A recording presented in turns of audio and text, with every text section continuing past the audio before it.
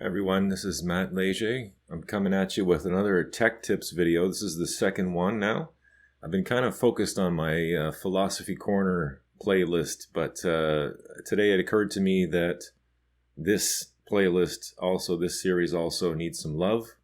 So that's what I'm doing today. We're going to look at ChatGPT, which is a very controversial new AI language model. Partially funded and developed by Elon Musk, amongst many other techs and whatnot, by a company called OpenAI. You can look it up. They recently reopened registration again, so a whole bunch of people got on there. The servers got overloaded. They upgraded their servers again, and then it got overloaded again. My kids got on there too. I'm sure all kids in the world right now are fascinated with this thing. And in another video I talk about, that will be coming out soon enough, I talk about the moral and ethical implications of this thing. I'm not going to touch on any of those in this video. This is strictly how to look at it from a professional standpoint. And I'm going to show you some examples of how I use it in my work, both in my full-time day job and in my side gigs as well. So we're going to take a look at that. We're going to see what the possibilities are. Again, practical application, and maybe a few tips and tricks here. I've only been using this thing for a couple of weeks, so I'm still getting to learn it myself. But there's a few things I've discovered along the way. I made some pretty cool discoveries yesterday, actually, that I'd like to share with you. And we'll look at how to apply this from a standpoint that could be helpful for our careers and our work. So here you have the ChatGPT interface. It, at first glance, comes off as a bit of a chatbot, and that's not what it is. That's not at all what it is. That's what a lot of us were using it for initially, just to kind of play around with it and get a feel for it. Some people may use it exclusively for that sort of thing, but that's not what it was designed for. It was designed specifically to help with language stuff, text, developing ideas. You can read, right? If you go to the new chat thing, assuming that it will let me do that, because like I said, the servers are overloaded. Okay, finally loaded. But you can see some examples here. It'll talk about some of the capabilities and then the limitations. And if you want to know more, just ask ChatGPT and it'll explain it to you. I have a chat that's specifically for that sort of thing. If I want to know more about ChatGPT, I have a chat for that, and then I can train it to answer questions more specifically, or elaborate more on certain things about ChatGPT specifically. So, but in this case, we're going to start, actually no, I'm not going to start a new chat. I'm going to go over to our eSkills chat here. Now, eSkills is my full-time gig. I am a dependent contractor for eSkills. I've been with them for almost 10 years now, a decade of my life. But the reason I've been with them for 10 years is it's a fantastic corporation. I highly encourage everybody to check it out.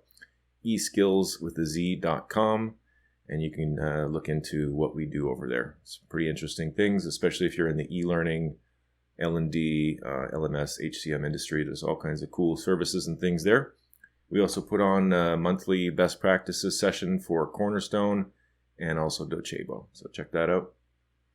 We also have industry VPs as well, so look forward to that maybe in 2023. But for eSkills, I'm a media and production guy, so I focus mainly on virtual event management, content development. Lately, I've been learning instructional design, course development, specifically in content dev. I'm learning to work with Storyline and Rise. That's the articulate products. And voice acting is a new thing that I started doing. So these things all kind of work together in my role. I wear many hats, as they say, but they're all complementary, right? So they all kind of play on each other, and I can easily pivot from one project to the other if there's no work coming in one particular pipeline. So that being said, I can definitely benefit from a tool as powerful as ChatGPT to not only increase my productivity, but really to refine my writing skills, right? I'm not a bad writer. I think I'm a decent writer. I'm not the best. I'm not a great writer, I would say, but I know enough to get by. One thing that I'm very meticulous with is spelling and grammar. And again, I'm not an expert on the English language. I know enough to get by and do my job.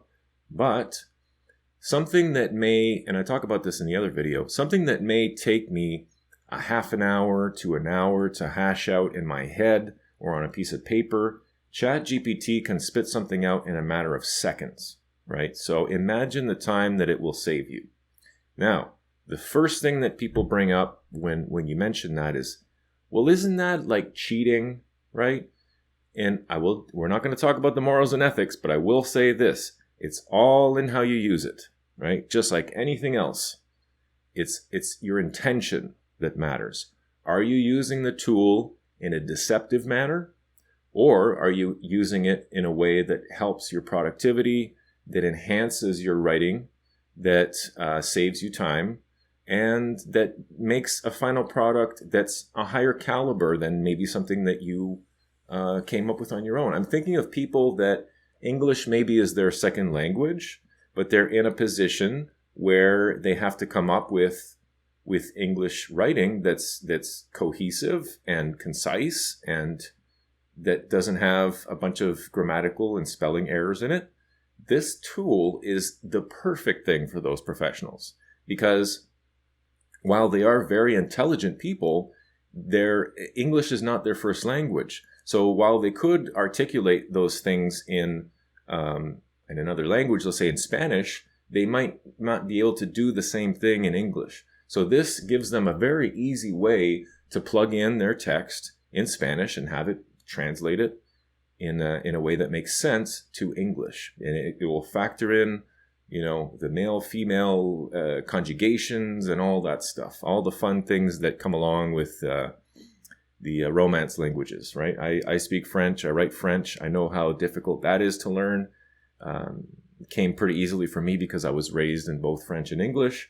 But for someone who's learning French or another Romance language, you're going to be really confused by the fact that words can be male or female. It's like, what? That doesn't make any sense. That doesn't happen in English. But see, the ChatGPT understands those things, and it can translate Spanish text or French text into English and factor all those things in, right? Substitute those gender-specific words for something that's makes more sense to English, right?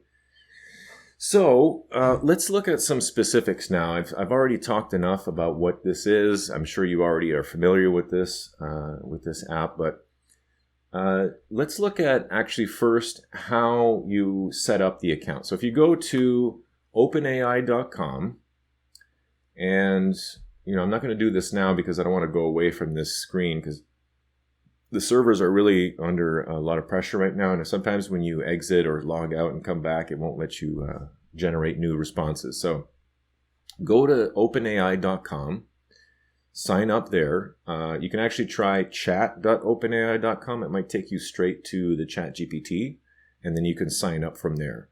If registrations are closed, just give it a couple of days. I think there's actually something where you can put in your email address, and it will let you know when it's when registration's back open, or if it's down. I think it'll let you know when it's back up and running. I'm not sure. Don't quote me on that.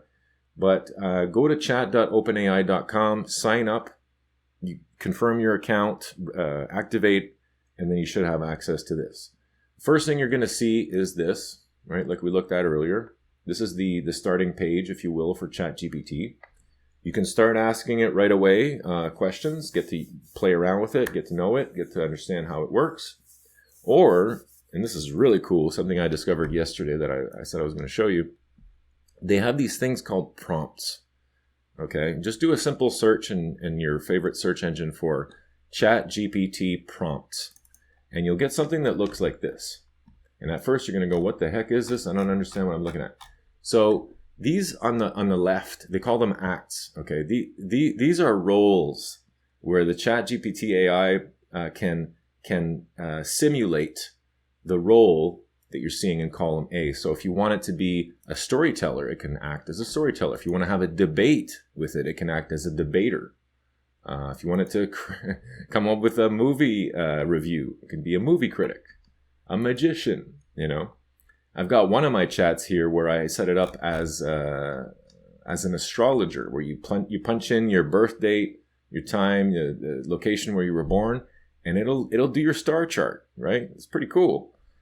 Statistician, you know, IT architect. I mean, this is one that I've been using with work. Educational content creator. Why not? Why wouldn't you use that? Give you some ideas, right? If you're copying and pasting straight from ChatGPT, I can promise you're going to run into problems at one point or another. But I'll show you a way to get around that. And I'll show you a way that's, in my opinion, more acceptable in terms of use. A tic-tac-toe game, you know, password generator. The possibilities are endless. And this is not the extent of what roles ChatGPT can play. A drunk person. I don't know why. You'd want to simulate that, but hey, a mathematical history teacher, like song recommender. You can have it generate poems for you, and it's actually pretty convincing. You know, a lot of this stuff, let's not kid ourselves. It makes mistakes, right? It's not perfect. It even tells you that. It can be biased. It can spit out misinformation. It's all based on the source of the information that it was trained on. So it can't really think for itself. I mean, it can formulate things in a way, and you can look into the technology that involves tokens and converting letters and words into tokens and rearranging them.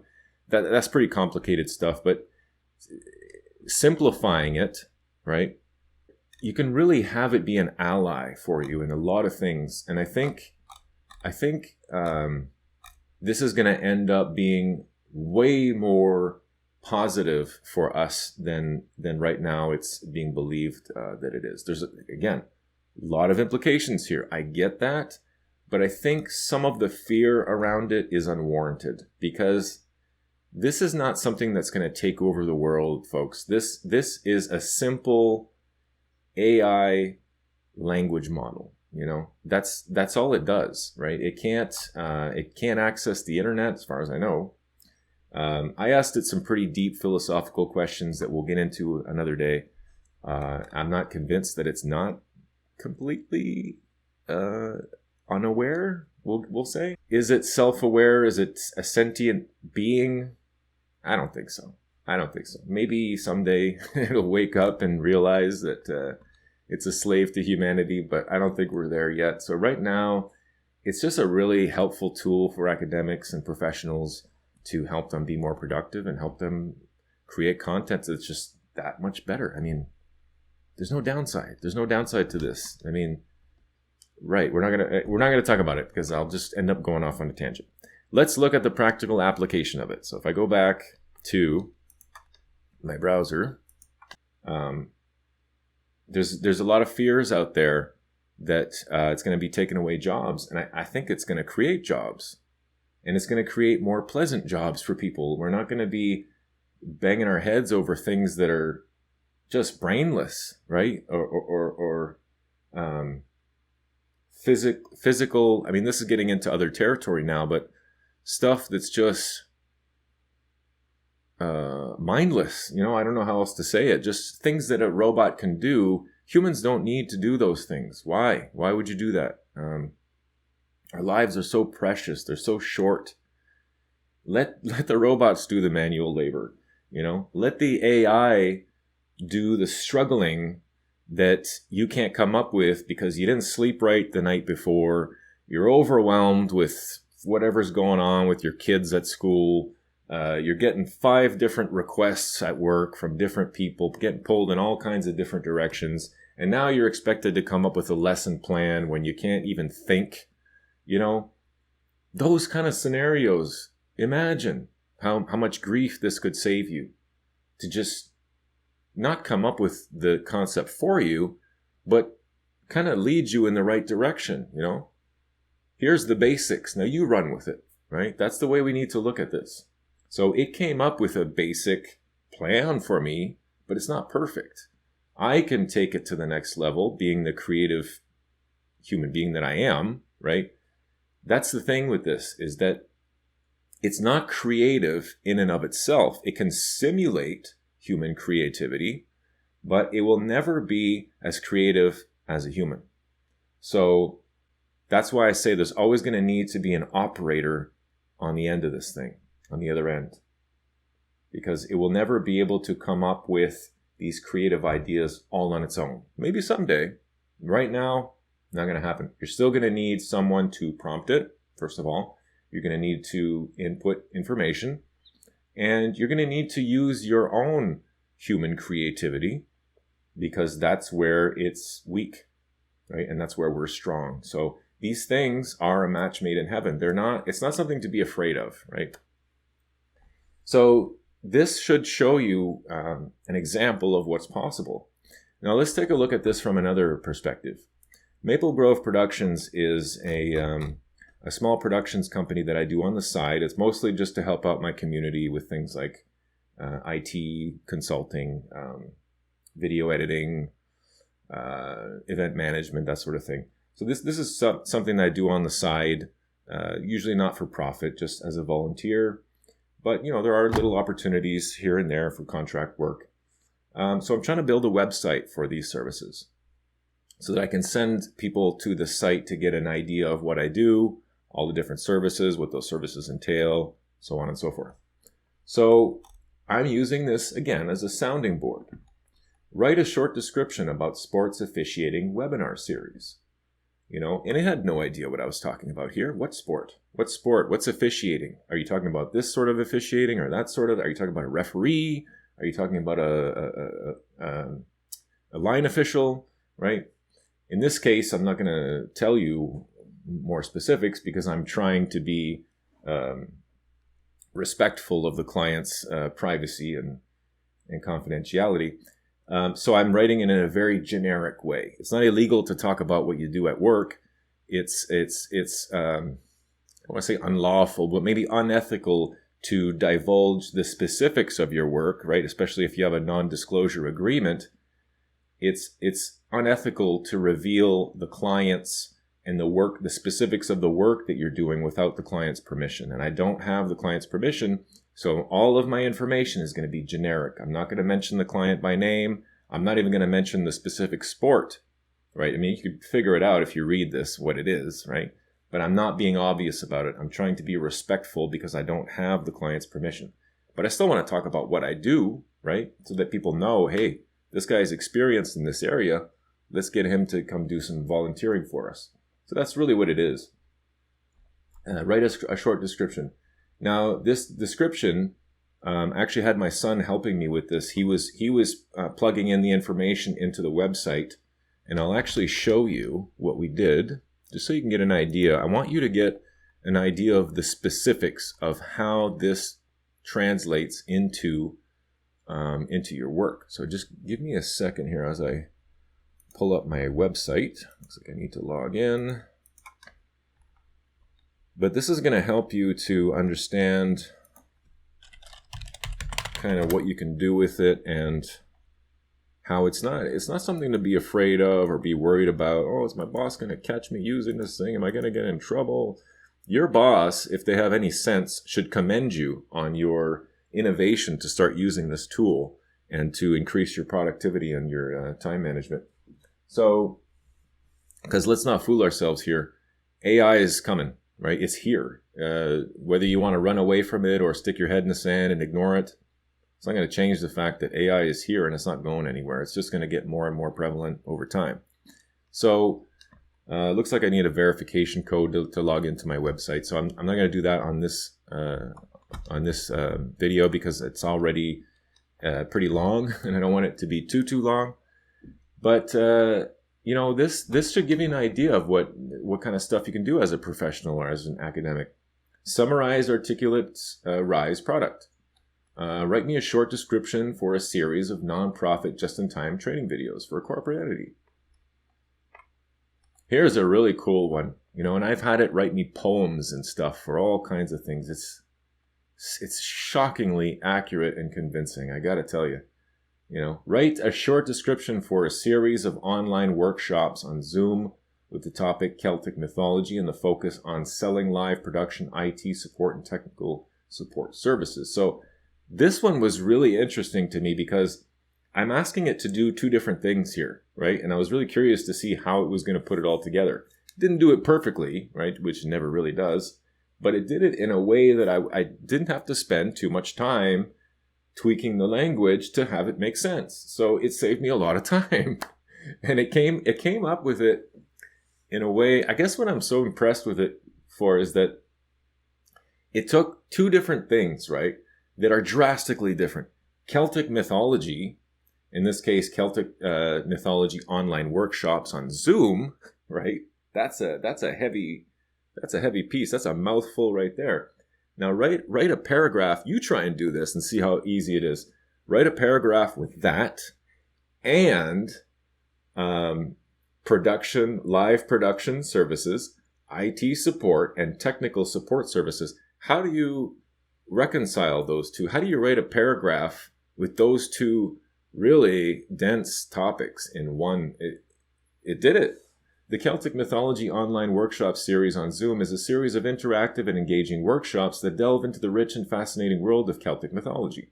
These workshops are designed, this is the part I love, these workshops are designed to not only educate attendees on the myths and legends of the Celts, but also to showcase the quality and reliability of our live production, IT support, and technical support services. That's fantastic. And it's believable. The workshops are held on Zoom, providing attendees with an immersive and interactive experience, and our experienced and knowledgeable presenters will guide attendees through the myths and legends of the Celts. Now, that's not accurate, right? That wasn't accurate to the project that I was working on. There's only one presenter, first of all, and that's not really what she was doing. So I had to tailor that particular part of the paragraph to what we actually did. And then here it says, whether you're a mythology enthusiast or a professional looking to enhance your technical skills, this workshop series is a unique opportunity to gain knowledge and expertise in a fun and engaging format. So that's not exactly what we did. The showcasing of the technical support services and the live production services and the IT support, it was a way of showcasing the skills live so they can see what it is that a producer does or an IT consultant does without teaching about it specifically. It's more of a learn by example sort of thing. Whereas the Celtic mythology side of it, yes, we were teaching people, or the presenter rather was teaching people about the actual mythology and the shamanism component of the Celtic mythology. So that part was teaching, but my part was really a demo. So that the last 2 or 3 sentences, I really had to massage quite a bit. Right. So there was some work involved. I had to use my brain, right? Let's not kid ourselves here. If you think that ChatGPT is going to do all your work for you and it's going to be smooth sailing from here on out and you never have to come up with any ideas of your own, you're wrong. Because you're still going to have to go through it. You're still going to have to fact check it. You're still going to have to make sure that it makes sense, that it's cohesive, that it's concise, that it's not too wordy, that it's not coming off fake or artificial in this case. So, those of us that think that this is going to be a way to cheat the system, I'm telling you, you're wrong, because you're going to be transparent, and people are going to be able to tell. They're already working on applications and algorithms and things that will be able to tell if a text was artificially generated or not. So if you think you're taking advantage of something and you're going to get one up on someone, you're already off on the wrong foot. And I'm telling you right now, that's not the way this tool was intended to be used. It'll even tell you that itself. So just keep your ethics and your morals in mind. And again, watch that other video that I'm going to put out on that specific topic if you want to explore the ethical and moral dilemmas and implications of all this. But just be a good human. Be respectful and don't change the way that you do things, right? Anyway, that's all I'm going to say on that. Here's some other examples. Oh, and here's one that I really need to talk about, folks. I'm going to have to go over on this video because this is a very, very important subject to talk about. So, here's what happened to me yesterday, or 2 days ago. Anyway, I needed it to run a comparison. And I think I actually put it in this chat. Let me see if I can find it. Yes. Okay, here we go. So here's a good one too. Why is dopamine such an important neurotransmitter for toddlers? And it nailed that one. It nailed it. That was very factual. Here's something that you really need to be aware of. Now, even ChatGPT will tell you it can be biased, it can be unfactual, it can pull information from sources that it didn't intend to get information from. That being said, the information it gives you could be wrong, right? And that's where it becomes important to fact check, to compare different sources maybe, and to just use common sense and your own logic to determine if this makes sense or not. But you got to go through it. You got to read it. You can't just assume, oh, it's good, copy and paste, done. No, you're gonna get in trouble. I'm telling you right now. So, and here's an example of why you might get in trouble. So for work on this particular project, I needed to know, and this is a subject that I know nothing about. So even more important to fact check. We needed to know, in terms of open source software licenses, which one, I had it run a comparison with weaknesses and strengths for each one, pros and cons, right? And once it did that, I asked it to offer me its recommendation for which license would be best, specifically for children's educational software on iOS. So that's a lot to do, right? And this is one of the things I asked it to do that it took the longest to do, which is like under a minute, right? Usually it'll start spitting out an answer right away and you'll get it back within a matter of seconds or even milliseconds. But in this case, it took quite a while, 30 seconds to a minute probably to finish the response. And as it's typing, it's thinking of the next thing that it's going to say. And the first time I did it, it told me, it gave all the strengths and weaknesses of, I think, 5 different licenses, and it recommended Apache 2.0. So I mentioned that to a colleague, and I said, before you go with anything, let me do some more research and find out if Apache 2.0 really would be the right license for this open source software. And based on my research, I did find that would be one of the options that would make sense for us. Now, as you'll notice here, right, it cut off halfway. But something weird happened there. The server was overloaded and it stopped the response dead in its track on the history. But when it was actually doing it in real time, it gave me almost the whole response. So I was able to see its recommendation at the bottom. And then for some reason, I don't know if it was my internet or their servers, it got cut off halfway and then I couldn't see the recommendation again. But I took mental note of its recommendation, which was Apache 2.0. Then when I came back and had it regenerate, sometimes at the bottom it will give you the option to regenerate, right? And I think that's what happened is rather than copying and pasting the same question, I just hit regenerate response. And it gave me another recommendation, a completely different recommendation. So then I started thinking, well, hold on now. Is the actual recommendation, the better recommendation, Apache? Or is it this other one that it recommended? Based on these strengths and weaknesses, the MIT license would be the one that it would recommend. And funny enough, it only did 3 that time. The first time it gave me 5. So I think what happened, and I have to test this to know for sure, but I think what happens when you hit regenerate response is it will take your same question, but it will reformulate that response in a different way. And it may use different sources. It may come to a different conclusion based on the sources that it used. I don't know. Maybe it looks back and says, oh, this guy didn't like Apache 2.0 as a recommendation. Maybe I made a mistake. So let's try this again from another perspective.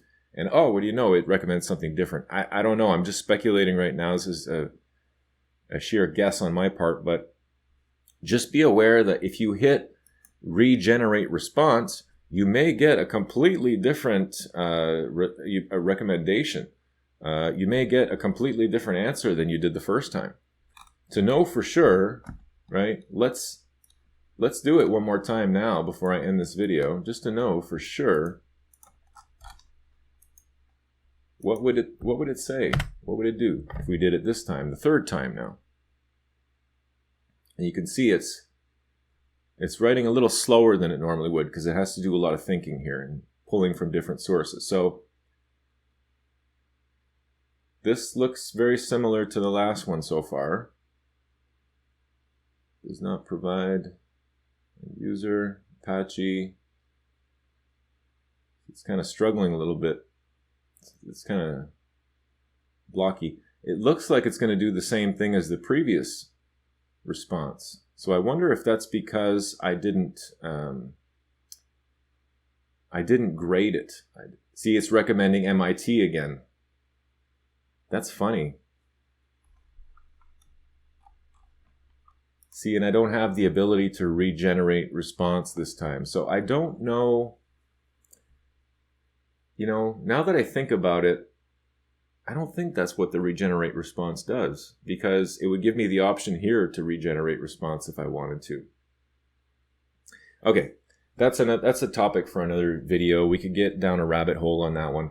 One more thing really, really quick before we end is I want to introduce you to the grading thing where you can tell it what you thought of its response. Now notice here on this chat that I did not grade anything. I never gave it a thumbs up or a thumbs down.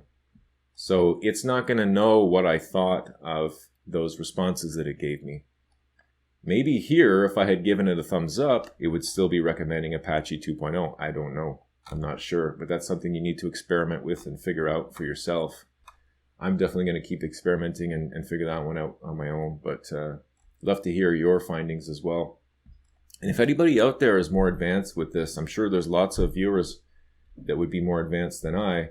Let us know in the chat any other interesting practical applications that you've discovered, any interesting prompts on any topic, really. I'm open to anything. And if you want to discuss the ethical and moral implications, like I said, I have another video coming out that talks about that specifically, and I'd love to hear your thoughts on that subject as well. Let's go to another chat. This is my random stuff chat. Last thing I had to do was write me a fictitious episode of Rick and Morty. Did a really good job. You can pause the video and read that if you want, but that's going to be on the other video too. But basically, I just want to, let's go to the Star Wars one maybe. Yeah, see? Okay. So this one, here's an example, okay? I asked it to write me, you know what? No, this is not a good example. Let me find another one. Sorry. I want to find one that's more professional in nature, so to show you, because the fiction stuff is not, it's just for fun. I want to show you stuff, something you can use potentially in your career or as a student. So, okay, here, this one. If I like it, I'm not going to hit it because it will register that as it liked it. But if I click on this, it will register that the user liked my response. And it will also bring up a text box that will give you an opportunity to enter what you think is the ideal response. So it gives you the option to train it in a way that will give you a better response next time. So I could tell it, I like what you said here, right?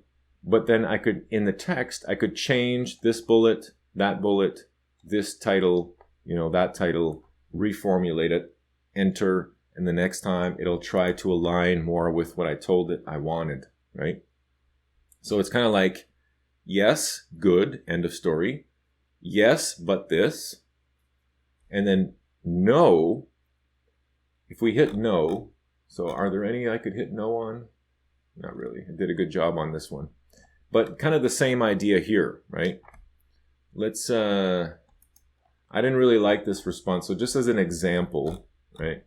Let's go no here.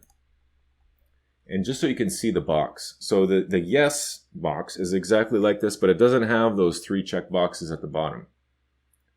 So it'll say the same thing though. What would your ideal answer have been? If you said yes, you put in your ideal response, you hit submit feedback, you're done. And it'll try, like I said, to align more with that next time. You can just hit submit feedback with nothing, and then it'll assume that what you agreed with was a pretty acceptable response. Now, if you don't like the response, you can kind of do the same thing. Just hit thumbs down, don't give it any feedback, and then just hit submit feedback. And I guess it'll make its own it'll come to its own conclusions on what it did wrong and how it can reformulate it next time. But if you want to help train it, you can put the specifics here of what you want it to say next time, or what you would have preferred it to say the first time. So this gives you an opportunity to correct it. And this is, again, where you need to have an operator. The computer, the AI, cannot do this on its own. It can't grade itself. How would it know what's right and what's wrong unless it has a human to give it input to say, I like that, I don't like that, here's what you need to do differently. Always going to need an operator, at least for the foreseeable future. Now, you can give it more information if you want. You can tell it, hey, that was kind of harmful or unsafe what you told me to do, right? If it's giving you directions on changing an outlet in your house and it doesn't tell you to turn off your breaker, your main, well, that's pretty serious. So you might want to say that's harmful information and tell it what it should have said. If it's just spitting out untrue information. Now, true is a hard word, and this is one we can talk about on Philosophy Corner. But when we're talking about truth here, what does that mean, right? A lot of people say, oh, my truth, your truth, personal truth. No such thing. There's objective truth, and then there's untruth, right? That's it. That's when it comes to truth. It's either truth that we can all agree on that's objective, and believe me, there is such thing as objective truth. Topic for Philosophy Corner. But in this context, it's really saying, in your opinion, is this true, right? My opinion could be very different than someone else's on the same exact subject. For example, legal advice, right? My truth in that area, I would say my beliefs, because it's not a truth, my beliefs are going to be much different than someone else's. Right, especially someone that's more on the statist side of things, whereas I'm more on the anarchist side. So this is a tricky one. But if you're training it for your own purposes, then you decide what's true and what's not, and then it'll kind of follow suit. This one I use quite a bit. That information was not helpful. So what I like to do most of the time, if I don't feel like formulating a whole response, is I'll just put, that wasn't helpful, submit feedback, thumbs down, and the next time it'll try to do something different.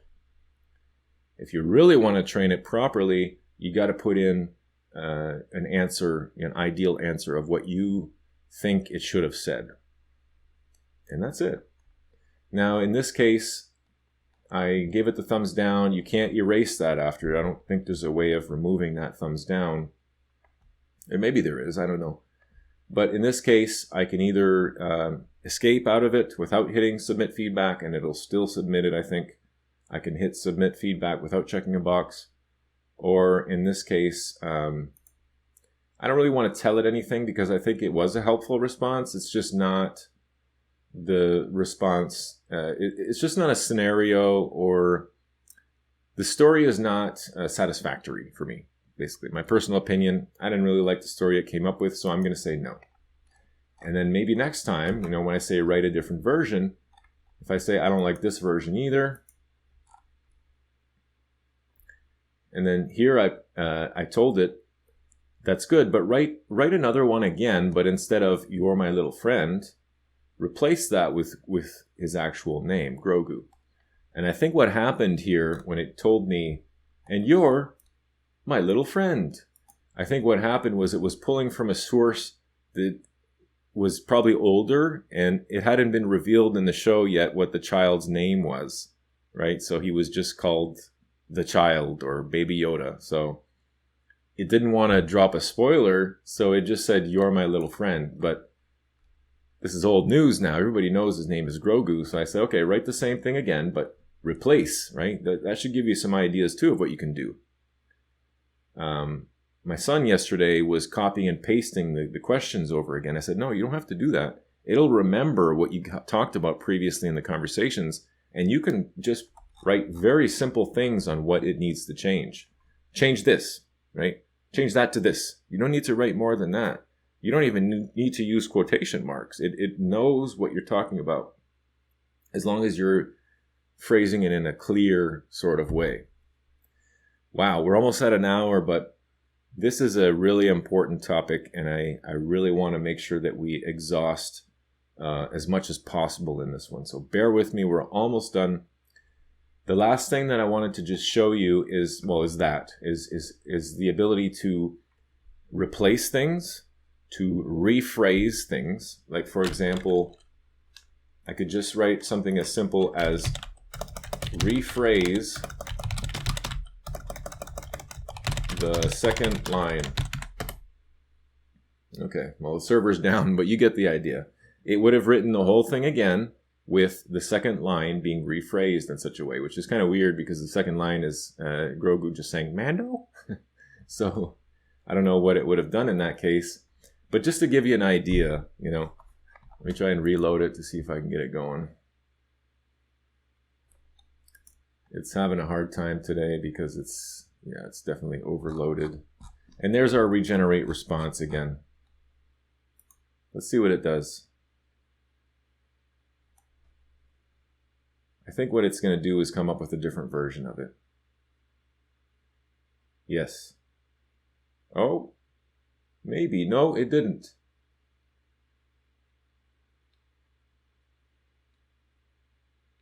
I'm trying to compare them here and see.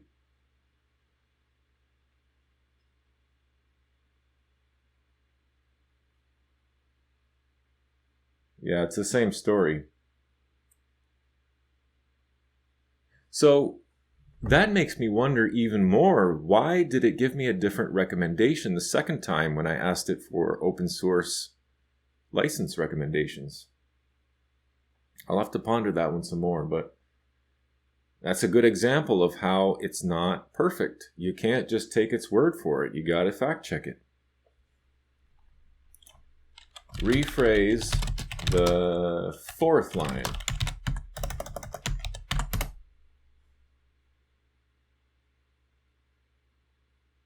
Okay, so it only rephrased the fourth line. 1, 2, 3, 4. It didn't rephrase anything. See? Oh, it did. No, it did. Did you just say Mando? Did I just hear you say Mando? Okay, so it did. It slightly rephrased it. Here's one you can, hopefully will give you some ideas. Substitute,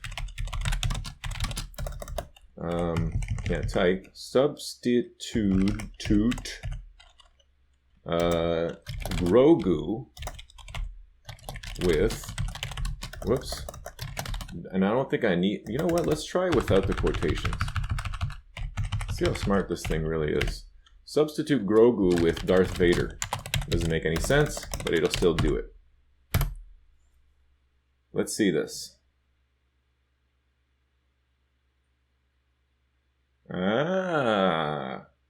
See, it was able to consider context and lore and canon. Interesting. I'm sorry, but using Darth Vader as a substitute for Grogu would result in a script that is not consistent with the Star Wars canon and would offend fans of the franchise. It's best to keep the characters and their stories true to the original source material.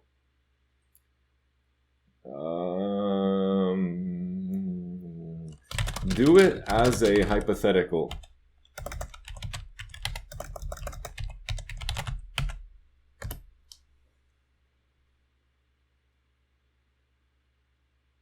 Okay, see? There it is.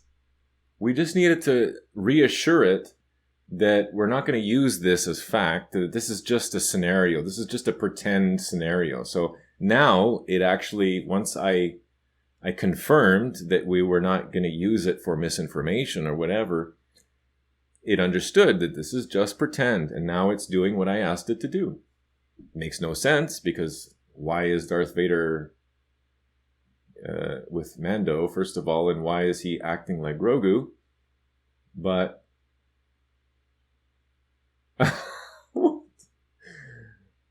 Darth Vader smiling menacingly, I want to turn you to the dark side. So it actually did a hybrid of what... Wow. I don't even know what to say. Like that, I'm speechless. Please note that this is just a hypothetical script and not a scene from any officially released Star Wars material. I already established that early on in the conversation, but that's weird. So it sort of like combined two realities together. I don't know how I feel about that. It kind of makes me feel funny inside. But it did what I asked it to do with just a little bit of reassurance. You know? Anyway, I could have fun on this thing all day long. And I just can't get enough because I keep thinking of different scenarios, different applications for it, different ways that it can help me to be a better version of myself. I think that's what it is it's allowing people to be more optimal versions of themselves. It's helping your brain to do its own job. It's like having another extension of your brain in a way. I like to think of it that way, right? If you had a machine part, like let's say you lost an arm and you got a Terminator style arm that was mechanical machinery, it would become an extension of yourself, wouldn't it? And you wouldn't really differentiate it that much from your own body. It would just become a part of it. And I think that's where this is going. And I'm pretty sure Elon Musk has confirmed that, is that whether we like it or not, humans eventually are going to integrate with machines and with AI. And that can be a bad thing. It can be a good thing. It can have unexpected consequences, most likely, is what's going to happen. But from an optimistic standpoint and a hopeful standpoint, I hope that it saves us time and gives us back some of our life. That's all I can hope for, because yeah, there's all kinds of nightmare scenarios like we see on sci-fi movies and whatnot. But really, it's a tool that can help us to do our jobs better. It's a tool that can help us to refine our language. It's a tool that can help us to fact check things and to be more pragmatic in our nature. So that's the way I choose to look at it, for now anyway. Like I said, there could be unexpected complications and implications to all this, but that remains to be seen. Right now, it's a really, really good tool, I think, for anybody that wants to maybe develop their career further, that is in a professional space, that wants to come up with ideas really quick. You know, like I said, I use it as a soundboard to develop my own thoughts and ideas in a faster way. And I think students and academics, yeah, they could take advantage of it, but they can also use it to really enhance their own learning and their own comprehension and their own understanding of these things. I think that more than a cheat tool, it's going to be a way to really help people learn and to help people understand concepts and ideas that are complex in nature. I mean, this thing can help you in a way where it's like, you know, reword something that's highly technical in layman's terms, right? That alone would be insanely valuable to a lot of people, myself included. That helps you understand things like quantum physics from a layman's perspective, right? Just that alone would be insanely useful. So anyway, I've said enough. This is a very long video. If you were able to get through the whole thing, good for you. I'm happy that you were able to join me today and look at some of these different applications from those professional standpoints or from a student's perspective. There's a number of different applications here that I could show you as well that we didn't have time to look at, but I think that that alone should give you some ideas and get your brain juices flowing. Let me know in the chat, in the comments, what you think the future of this thing is going to be and what you've been using it for. I'd love to hear if anybody else out there has any other practical applications that they've been using it for or other interesting prompts. If you want to download this prompt, it was the first one that came up. It's the first one that came up when I searched for ChatGPT prompts. And I think it was like awesome ChatGPT prompts or something like that. So I'm sure you can easily find it, but if you can't, let me know and I'll send it to you. But yeah, I'd love to hear your feedback. Let me know what you thought of this video. This is our second tech tips video. I'll try to make more of these in the future because I'm sure a lot of you are visiting the channel specifically for those tips, and I'd like to help you with those. In the future, just so you know, I'd like to touch on a lot of other topics in the media and production space. We're going to look at virtual conferencing platforms, video editing software, audio editing software. I want to do one on Audacity. So just to kind of give you something to look forward to on this channel, those are the kind of topics that I'd like to cover in the Tech Tips video. And then we can look at more basic things as well if that's something that the community wants or advanced, whatever. I'm open to suggestions and ideas. Let me know what you think, what you'd like to see, and we can kind of go from there. So again, thank you so much for watching. Thank you for your attention, and use ChatGPT wisely, please, and ethically and morally, please. Don't ruin it for the rest of us that really are happy about this application. Thanks for watching. Take care, be well, and we'll